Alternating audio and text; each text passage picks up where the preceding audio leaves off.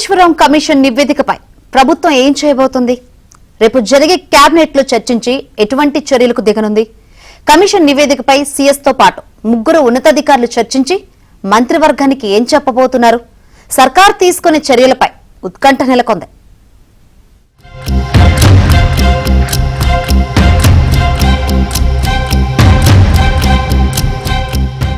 BRS ప్రభుత్వం చేపట్టిన Kaleshwaram project నిర్మాణంపై కాంగ్రెస్ ప్రభుత్వం ఏర్పాటు చేసిన పీసీ ఘోష్ కమిషన్ నివేదిక ప్రభుత్వానికి అందింది.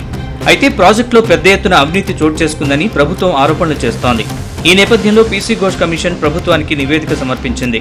ప్రాజెక్టు నిర్మాణంలో కేసీఆర్ అన్నీ తానై వ్యవహరించారని తెలిపిన కమిషన్ ఇందుకు కర్త కర్మ క్రియ ఆయనేనని తేల్చి చెప్పింది. అయితే దీనిపై ప్రభుత్వం ఎటువంటి చర్యలు తీసుకుంటుందనే దానిపై తెలంగాణ వ్యాప్తంగా ఆసక్తి నెలకొంది.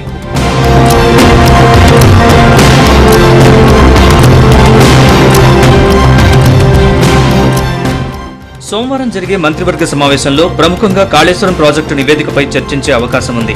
నివేదికలోని అంశాలను కేబినెట్ కూలంకుషంగా చర్చించి చర్యలకు దిగనుంది.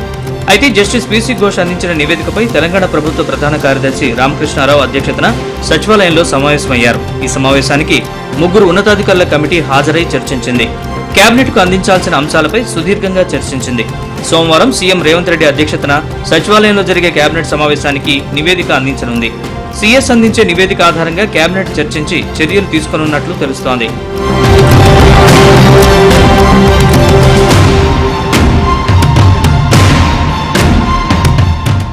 కాళేశ్వరం ప్రాజెక్టు నివేదికపై మంత్రివర్గంలో చర్చించి తీసుకోవాల్సిన చర్యలపై నిర్ణయించనుంది. అనంతరం ఈ నివేదికను అసెంబ్లీలో ప్రవేశపెట్టే అవకాశం ఉంది.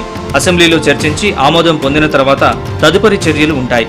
ప్రభుత్వ ఖజానాకు జరిగిన నష్టాన్ని అసెంబ్లీ వేదికగా బయటపెట్టే అవకాశం ఉంది. నివేదిక ఆధారంగా కాళేశ్వరం ప్రాజెక్టులో జరిగిన అవినీతి అక్రమాలపై ఏసీబీ విచారణకు ఆదేశించే అవకాశం ఉంది. దీంతో సోమవారం జరిగే కేబినెట్ సమావేశంలోని చర్చ ఆసక్తి కలిగిస్తోంది.